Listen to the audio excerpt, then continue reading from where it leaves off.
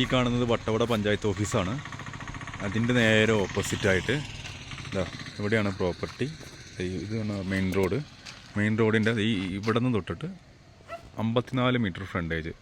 അതായത് അവിടെ ഒരു വീടിൻ്റെ റൂഫ് കാണാം. ആ വീട് വരെ ഉണ്ട്. അത്രയും ദൂരം റീറ്റേണിംഗ് വാൾ അടിച്ചിട്ടുണ്ട് സ്ഥലത്തിൻ്റെ. ഓക്കെ, കുറച്ച് ഡീപ്പാണ് സ്ഥലം. അതായത് താഴെ 1 or 2 നില പണിയാവുന്ന രീതിയിലാണ് പ്രോപ്പർട്ടി പ്ലാൻ ചെയ്തിട്ട് വാങ്ങിച്ചത്. ഓക്കെ, 54 മീറ്റർ റോഡിൻ്റെ ഫ്രണ്ടേജ് മൊത്തം കിട്ടുന്നത്. 65 സെൻറ്റ് പ്രോപ്പർട്ടി. ഇത് ഇങ്ങനെ റീറ്റെയിലിംഗ് വാളാണ്. അതൊക്കെ അത്യാവശ്യം വീതിയുള്ള റോഡാണ്. നല്ല ഇതാണ് റീറ്റേണിംഗ് വാളാണ്. റീറ്റേണിംഗ് വാൾ കാണിക്കാം.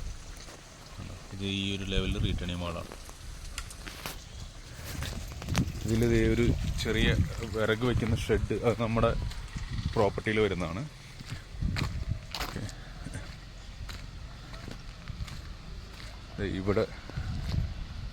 ഇവിടെ കുറച്ച് മണ്ണിടിച്ച് നിർത്തിക്കണം കാണാം. ഈ റീറ്റേണിംഗ് വാളിന് താഴെ അതാണ് എൻ്റെ അതിരിങ്ങനെ നേരെ പോകും.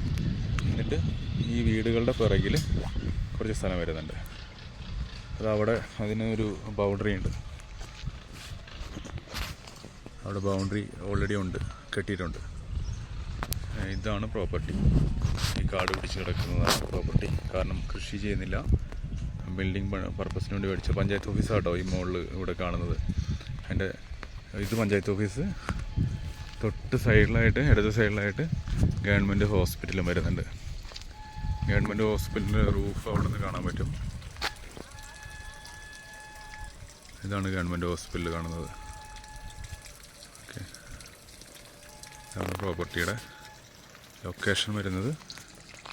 മെയിൻ റോഡിൻ്റെ സൈഡാണ്.